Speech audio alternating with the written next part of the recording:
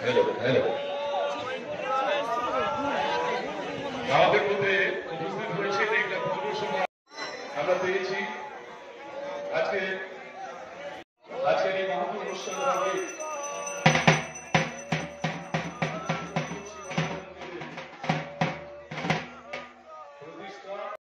এখানকার মানুষজনকে নিয়ে যে শিবালয় মন্দির হয়েছে তার উদ্বোধন করতে এখানে এসেছিলাম। খুব ভালো লাগলো এবং আমি ঠাকুরের কাছে প্রার্থনা করি যে নারায়ণবাবু আরও দীর্ঘায়ু দিক এবং এটা একটা তীর্থস্থান অলুয়া হয়ে যাক, কারণ এই জায়গাটা আপনি যিনি বলছেন এটা আপনাদের পৈতৃক সম্পত্তি ছিল। যাই হোক, ঠাকুর সকলের মঙ্গলের জন্য এই জায়গা আপনারা দিয়েছেন বা নারায়ণবাবুর কাছে হস্তান্তর করেছেন। আজকে অলুয়াবাসী খুশি, ওটা এগরাবাসী খুশি, এগরার বাইরে একুমাবাসীও খুশি।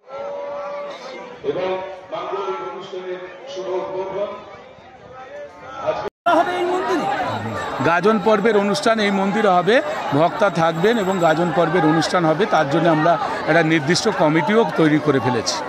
দোলের আগে একটু বাড়তি পাওনা হয়ে গেল মানুষের।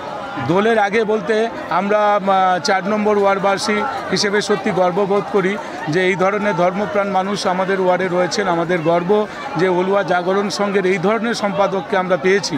তার যে মন, তার যে উদারতা, তা সমুদ্র সমান, অর্থাৎ তিনি তার মনের দিক থেকে অনেক বিস্তারের অধিকারী এবং আগামী দিনে আরও একটি মন্দির হওয়ার সম্ভাবনা রয়েছে। তো আজকে বলছি তিনি রয়েছেন এখানে, আরও একটি মন্দির এখানে কিন্তু হওয়ার সম্ভাবনা রয়েছে।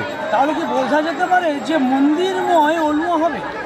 মন্দিরময় আমরা যেটা বলি যে আমরা ধর্মপ্রাণ মানুষ, সেই সঙ্গে আমাদের যে দৈনন্দিন জীবনের কর্মক্লান্ত, আমাদের দুঃখ যন্ত্রণা সেখান থেকে ভুলবার জন্যে আমরা অসহায় অবস্থায় থাকি। তাই ঈশ্বরের হাতেই আমরা সব কিছু সমর্থন করি। ঈশ্বর, আল্লাহ, ভগবান যাই বলি না কেন, যাকেই আমরা বিশ্বাস করি না কেন, সেখানে কিন্তু আমরা এই বার্তা দিতে চাই যে আসুন আমরা সবাই মিলে এই ঈশ্বর কিংবা আল্লাহকে কেন্দ্র করে আমরা মানুষের মধ্যে সম্প্রীতির বার্তা পৌঁছে দিই এবং হিংসা, দুঃখ, কষ্ট ভুলে আমরা সম্প্রীতির বাতাবরণ রচনা করব। এই বার্তা আমরা অলুয়া জাগরণ সংঘের পক্ষ থেকে দিতে চাই এবং নারায়ণবাবুর পরিবারের পক্ষ থেকেও আমরা এই বার্তা দিতে চাই। মনসা মন্দির সঙ্গে শীতলা মন্দির আবার শিব মন্দির হলো, তাহলে কি রাধাকৃষ্ণের মন্দিরটা কি করার পরিকল্পনা নিলে? তাহলে সেটা আপনারা শুনেছেন, তবে এখনও সেই মতো আমরা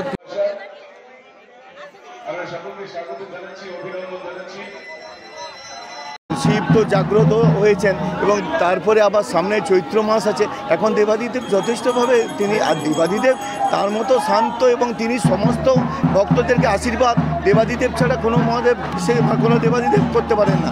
তিনি দেবের উপরে দেবাদিদেব, তার উপরে কোনো কিছু নেই, সব দেবতার উপরে তিনি। অনুভূতি পাচ্ছেন? আমি